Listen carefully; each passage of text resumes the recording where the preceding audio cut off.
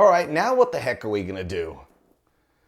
No more World Cup qualifiers for the United States until January the 27th. That's an eternity away. So this final impression against Jamaica, we're going to carry that for 2.5 months. What am I going to do here? We'll find something to do.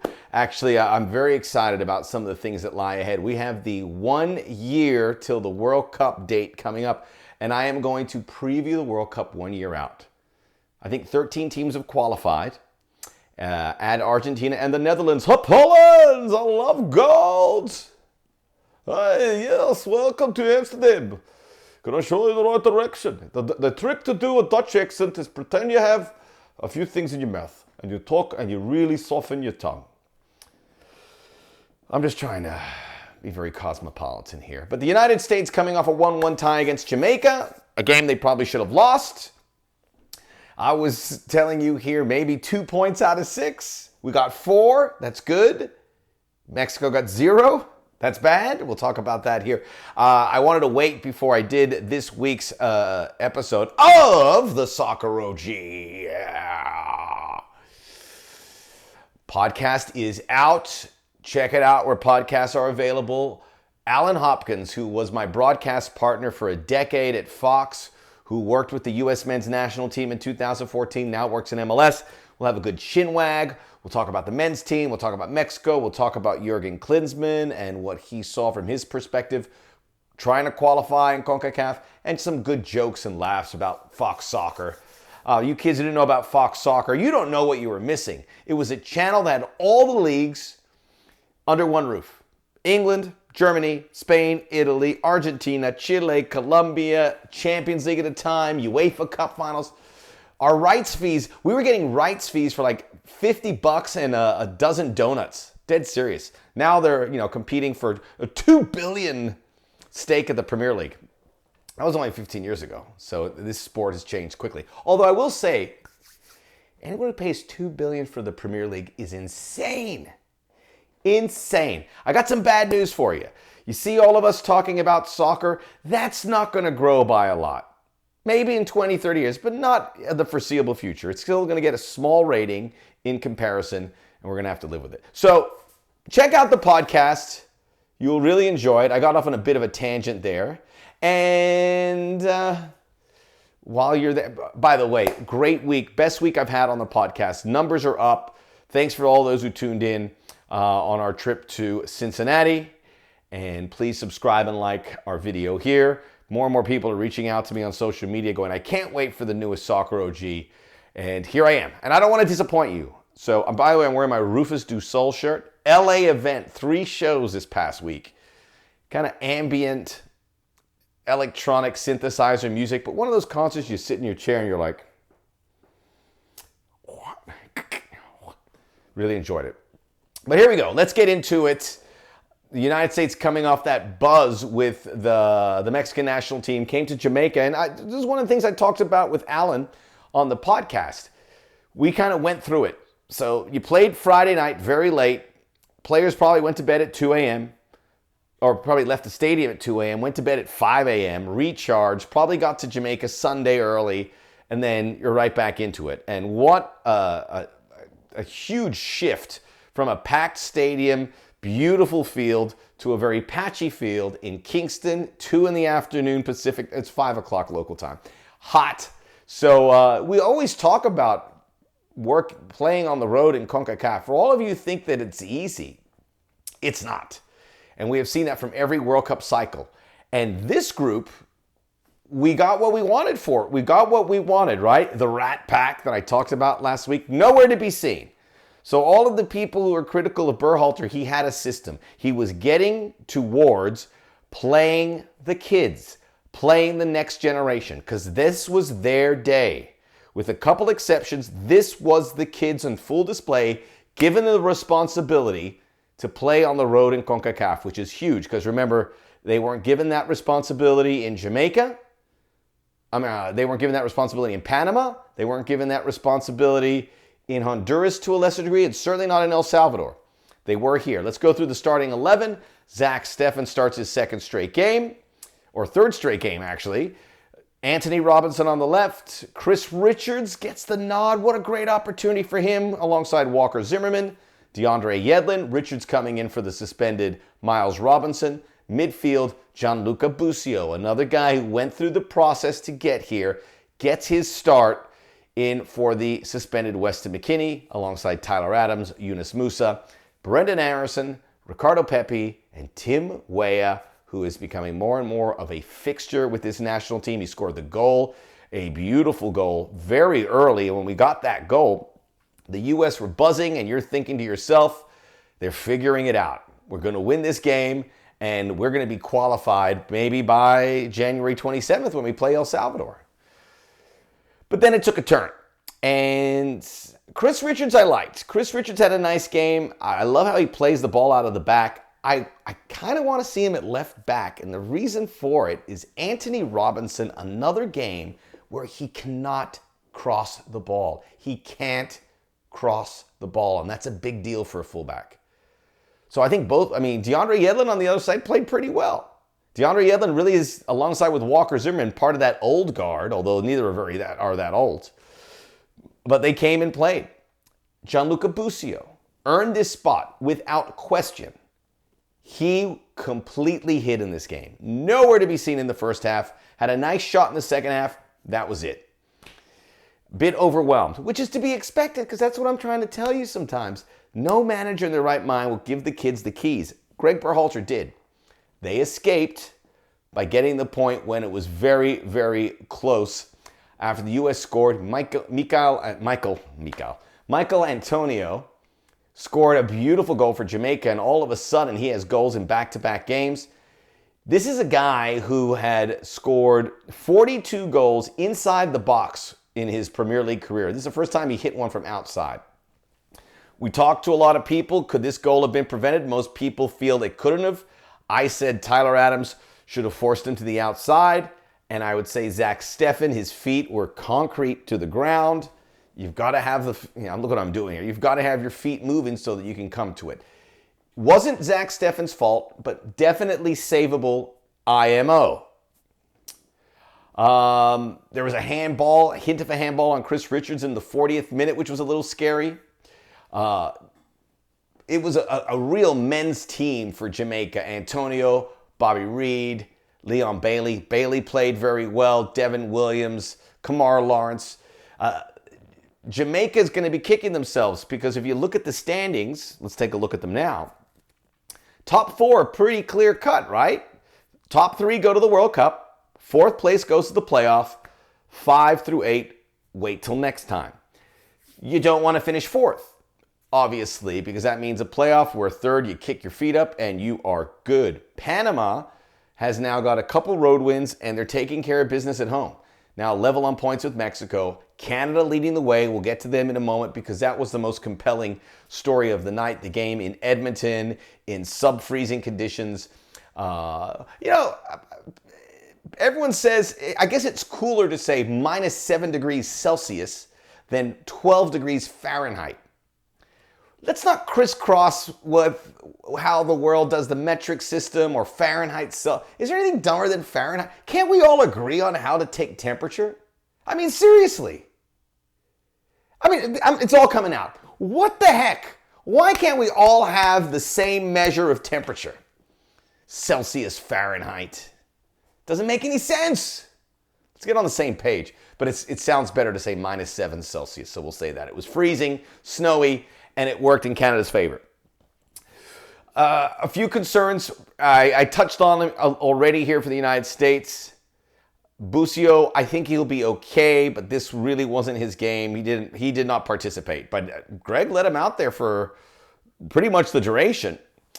And then the fullbacks, the cross. Tim Weah is a great crosser of the ball. It's going to be hard to push Tim Weah out of this 11 because he's been so effective home and away. He was the most consistent player we had, and consistency is key, especially for a young team, because we don't have enough of that. So concerns with the fullback, Busio, Ricardo Pepi's disappeared here. And there is no reason to think that he has locked up that starting number 9 spot. Now, with regards to the number 9, there's a lot of guys who are out of form that would like another shot at there. I'm pretty sure Greg Berhalter has talked to all of them and said, you're still in the mix here. And I'm talking about Josh Sargent, who has a new manager now at Norwich, Jordan Pefok, Daryl Dike, maybe Jesus Ferreira, maybe Jordan Morris. This is still open because Ricardo Pepi's 18, still learning on the job, and has been pretty ineffective. Not so much against Mexico. I liked his game against Mexico, but here, nowhere to be seen. Zach Steffen. I'm just not on board. Notwithstanding the goal by Michael Antonio, which, again, savable, but not his fault. Had a couple dicey plays there, had issues clearing the ball. There was one time he cleared the ball out of the 35th minute, lobbed it over the back line, and hit a Jamaican midfielder who was almost going to fire it back in. It's got to be better. It's just too inconsistent from him. I think it's still his job, but maybe there was a conversation with Greg Berhalter and Matt Turner about maybe he gets ready for his maybe he gets ready for his club team here before he gets into it. I just don't know. Atmosphere in Jamaica, the Vuvuzelas. Why don't they just pump Bob Marley music or Peter Tosh or Gregory Isaacs? Yeah, man, Gregory Isaacs.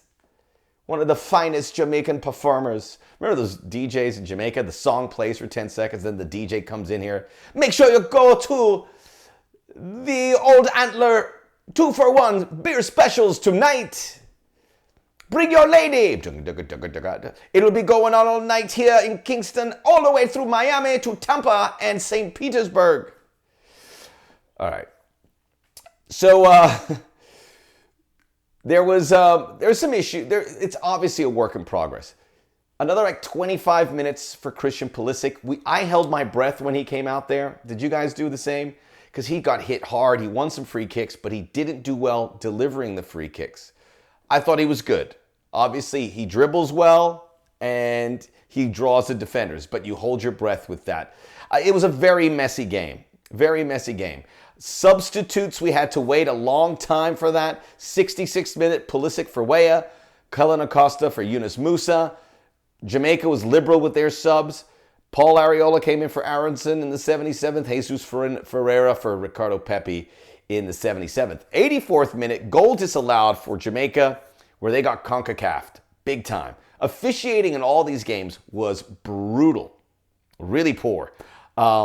We would find out later Yunus Musa had strep throat. I have had strep throat a couple times. I don't even know how he played with strep throat. It is awful. You take a lot of antibiotics, maybe get that steroid shot to stop the swelling. It's no fun. So hats off to you, Yunus Musa, for overcoming that. And he's been great. He's consistent. Weah and Musa are the ones that really stood out to me as consistent players. There you go. The U.S. now move on. 4 points out of this was very good. Again, it was a messy game. Really hard to put your finger on it. I know the U.S. have to push back when they have a physical game like this that they did against Jamaica. But this is kind of the knockout blow for the Jamaicans. It's probably too late for them. Set piece defending wasn't great. And I just want to see a pushback from the U.S. because they did get pushed around a fair bit. But there we go. I'm good. Points on the road are solid. Jamaica's a good team. Jamaica, to me, at the worst, are the 5th best team in this qualifying. El Salvador, Costa Rica, and Honduras off their back wheel. So, a good result. Let's talk about Mexico. First of all, hats off to Panama coming from behind to beat El Salvador. They're not going anywhere. Worst case for Panama, they're going to finish 4th. Like I said, I want Mexico to finish 4th because I think they can win a playoff game. And we want multiple CONCACAF teams in here. We want 4. We can get 4. But Panama's not going to win a playoff game, I don't think. But far be it for me to underestimate them. They have exceeded every expectation. Let's talk about Canada, Mexico. As I've said in the past about Canada, these aren't the polite Mounties that are going to welcome you at the border. Welcome to Canada. Here's a Molson. No. This is a Canadian team that's going to get under your skin. And they wanted Mexico to come into this Edmonton Commonwealth Stadium and pay a heavy price. They were not nice guys. John Herdman got a yellow card. He yelled at the referee. The referee, Mario Escobar of Guatemala, was horrific. Horrific. Maybe the worst officiating job I've seen in this World Cup qualifying cycle. All the assistants got yellow cards for Canada. Daniil Henry had two really awful challenges on Chucky Lozano, which probably should have seen him sent off. But they pushed, and I'm okay with it. This isn't nice, sweet Canada. This isn't the bare naked ladies performing with Nickelback. This is a Canadian team that's going to punch you in the stomach because they want to qualify for the World Cup. And now, after they got that late goal in the first half, a ball that was spilled by Memo Ochoa, long-range shot from Alistair Johnson, and then tucked in by Kyle Larin, who had both goals. Second half, it was all Canada in that game as Mexico scored a goal late. But this was a whooping. And now Canada sits in first place in CONCACAF. They're going to a World Cup. And the United States sit in second. The United States, by the way, win your home games and you're in. You got 3 home games. The next 2 are against El Salvador and Honduras. You should win both of those. Maybe you get a point in Canada. Maybe you get a point in Mexico. Win your home games. You will be into the World Cup. They're probably there anyway because of the poor performances of the teams from 5th through 8th. Memo Ochoa is having a real rough week. By the way, when you look at this window, Panama 6 points, Canada 6 points, USA 4 points, Mexico 0. So Memo Ochoa, and I told you this again, I see what's going on. Mexico wants to get better. I'm recording this on Tuesday night. There's a very good chance Wednesday morning we wake up and Tata Martino is out as Mexican manager. I think they need to move some of the old guard. Andres Guardado came off the bench. It should be the end of the road for Guardado. Hector Herrera is getting close too. Memo Ochoa is there. 36, should have done better on the first Canadian goal. Absolutely should have handled the second Mexican. You've got to have a grown-up conversation with these older players and say, it's over. Sorry, we're moving another direction. Maybe you don't do it in the middle of qualifying now, but you've got to prepare for that. Memo Ochoa's had a great run, but for crying out loud, he's a shell of his former self, and after this whole man in the mirror, sorry, I won't go there. Then you have to do it. I want to say another thing about the Canadian national team and the spirit that they have. We know this is an immigrant nation, and they have welcomed people from all over the world, and it's come out into their national team. Jonathan David of Haitian parents, Alphonso Davies, Ghanaian parents, Atiba Hutchinson from Trinidad, Portuguese players, all these guys coming together and they love Canada. It's wonderful to see, and it's an incredible development for CONCACAF. And now we wait till January to see the twists and turns. World Cup is 1 year away, so on the next Soccer OG, I'm going to have a 1 year out preview. 13 teams have qualified. As we said out earlier, we'll get into that. We'll project who might join those 13 teams. It's going to be an incredible event. The cream is rising to the top, as we've said so many times in the past. All right, folks, always here for you for your viewing and listening pleasure. Please like and subscribe the videos here. Incredible 5,000 views on my last video. Thank you, thank you. Let's top that here. Check out the Soccer OG podcast. Here to serve. And I'll see you very soon this weekend.